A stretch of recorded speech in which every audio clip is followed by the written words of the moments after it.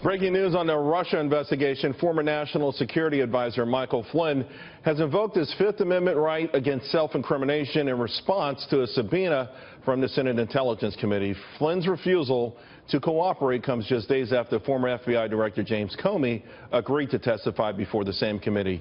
Joining me now to discuss, Shelby, Holliday, and Emily Jashinsky. Shelby, let me start with you.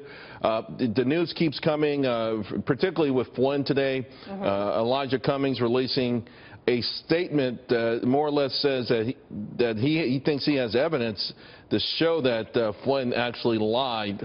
And so the drama, particularly with Flynn's part of this, continues to really get pretty crazy here. Yeah, and it's coming at him from all different types of angles. So what Elijah Cummings is saying is that Flynn lied about accepting money from a foreign government when he was receiving his clearance, government clearance, to be Trump's national security advisor. Well, that's a violation of the emoluments clause of the Constitution if that in fact happened. That's a big deal. I mean, you have a national security advisor lying about their background and who they accepted money from and who they might be influenced by. So that's one thing. You also have Flynn not handing over documents. It's been reported that he's been subpoenaed for a wide range of documents. Could be bank account statements, could be all kinds of other paperwork. He's not turning them over. Now, if you look at this through, a pro-Flynn lens, it just looks like he doesn't want to cooperate. He has nothing to gain from it. Sure, right. Why would he do this? If you look at it through a nefarious lens, what is he hiding? And that's why, the news just keeps coming. Well, Emily, I mean, it's pretty apparent that he's really concerned about self-incrimination right now, which is why the Fifth is there in the first place. So I think we get why he's doing what he's doing. But, remember Friday, there was all kinds of breaking news, some of it suggesting that there's an internal probe into the White House. It seems like the mainstream media has been really quick to connect the dots of Michael Flynn and perhaps even Paul Manafort with current members of the Trump administration, and maybe that might be a bridge too far, at least for right now.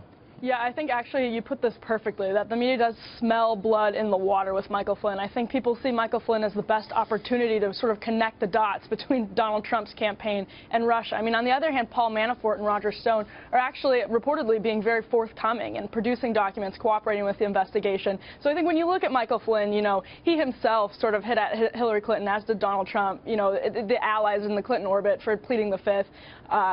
So when you look at Michael Flynn right now, it doesn't look good for him. He looks like he's already sort of self-incriminated. So I think that's why you're seeing people just thirsty for something with the Michael Flynn story. I would also add to that, Michael Flynn has asked for immunity. So to your point about blood in the water, that always raises questions. And he also lied to the vice president about what his conversation with the Russian ambassador entailed. And that, again, only creates more questions. It only creates a brighter spotlight. And it does not help him. It does not help the president. Of course, when you go, I was going to say, when it comes to Roger Stone, I think he may be negotiating a reality TV show around all of this. But having said that, the other part of the story today is that Chaffetz spoke with Comey, who says he wants to speak to a special counsel prior to public testimony. So there was a hearing for Wednesday that's been postponed. Again, what do you make of this? I'll start with you, Emily. Comey, obviously the central figure here. Ultimately, looks like we're being set up here for a he said, his word versus President Trump's word. And I'm not sure how the public decides this. And it might not matter who wins a war, a public relations war. How does this get resolved legally?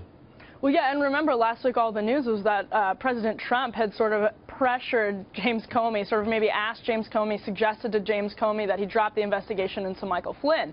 So that is where Comey's testimony is going to get very, very interesting, because the president flat out said he didn't do that. So that's something to look out for in the future in regards to James Comey's testimony.